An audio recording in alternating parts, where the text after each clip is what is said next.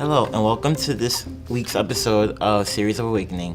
I'm joined by my guests today, political science professor, Professor Lebo, and my student guest, Michelle.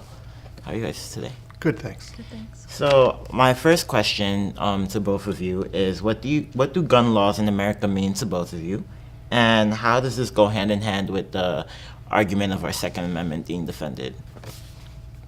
Go ahead. Okay. So, in my opinion, the Second Amendment was put for a reason, but it was also a different time. And I believe that some people, they do like guns for hunting or whatever, for recreational, but I don't believe that guns play a purpose in schools or everyday life because it's just not necessary. What the Second Amendment says and how it's interpreted, people will have different opinions about that. What matters the most is what the Supreme Court's opinion is about what it means. The Supreme Court just changed. The Supreme Court has said that the Second Amendment includes an individual's right to own a gun, separate from being in a militia. But the Supreme Court has also said that the states are able to regulate that. So states can pass laws that regulate guns, and every state does have different laws, and sometimes those laws are challenged in the courts, and sometimes the courts could find them unconstitutional. But right now, there's very little movement to even test that process. There's very little movement. There's no movement at all at the national level to try new laws that might be quite popular, to limit types of guns or to regulate them in any way. Just pretty much giving up the possibility of greater gun control. Thank you for your responses. I agree. I think our Second Amendment this is why I asked both of you this question, because there's been a lot of debate going on in this country about, the changing of times and the changing of how gun control and with the Second Amendment and how that's being used to defend the rights to own a gun.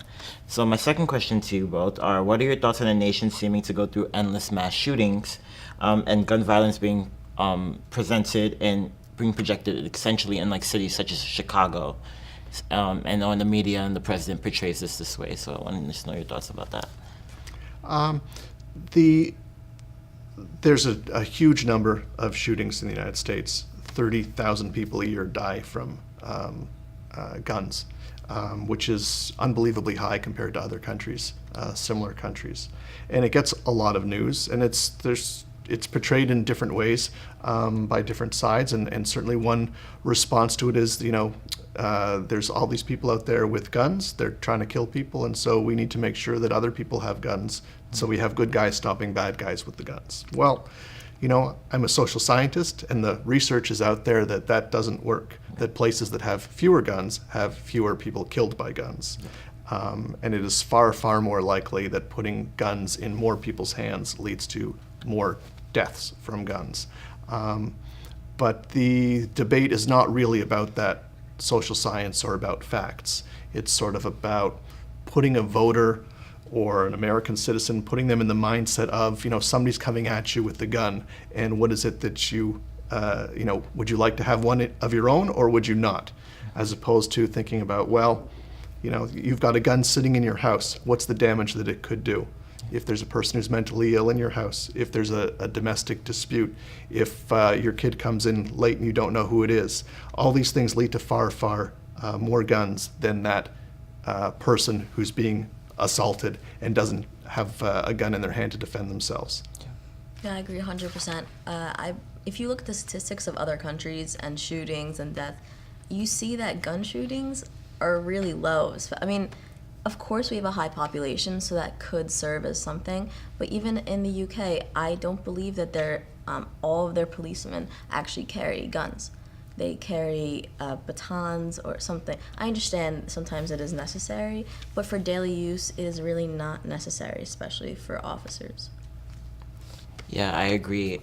If you look at the statistics for countries such as Japan and European countries, the United States is responsible for the most gun deaths, and it doesn't even come second until the second on the list. So it does bring an interesting correlation to how guns are being presented in the streets and stuff like that.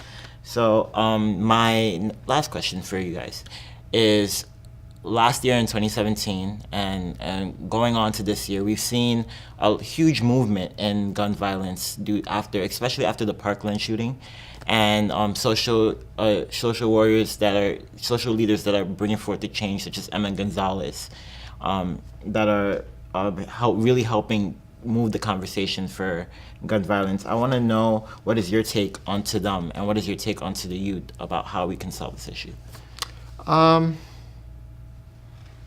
Well, it has been a while since the Parkland shooting. Yeah. There has been a lot of social movement, and there's not been much of a response. There's been no response really by the American Congress. Some states have changed laws.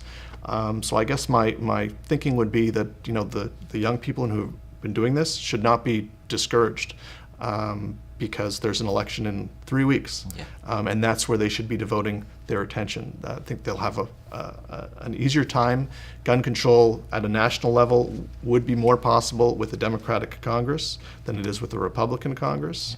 And if that's what they want, then that's where they should be directing their energy, and keep pushing. Now, there won't be a change of president in January, but it's possible that there could be a change in the House leadership, and potentially there could be some agreement between, you know, Democrats in Congress and a Republican president over things that 90% of the people want, like background checks and keeping guns out of the hands of people with mental illness. There's some things that are really popular, but this Congress won't move on them at all. Yeah. I agree, especially now we have, like you said, a Republican Congress, and they're so closely tied to the NRA, which is very negative. First of all, I don't believe that's how the government should be. I don't think that's how government should be, because it is not, they're not representing the people. They're representing just a small population of the country and a corporation. And also, I remember seeing an award show that students from Parkland were singing, I don't know with what artist, but it was so beautiful. Like, I had like goosebumps. I started crying, and I just think it's so scary. Like, I think about how my cousins are in public school, and I'm scared for them, because you never know what's going to happen because of how unstrict the gun regulations are. So it's terrifying. I agree. I'm so glad that, you know, it's our generation. Like, I know, like, my generation is finally stepping forward and pushing the boundaries to finally get the American Congress to act. And, you know, in 3 weeks we have an election, and that's the perfect place for us to use our voices to address the issues that really matter, especially to the president, who seems to ignore these issues. So that's all we have this week for Series of Awakening, and we will see you next week.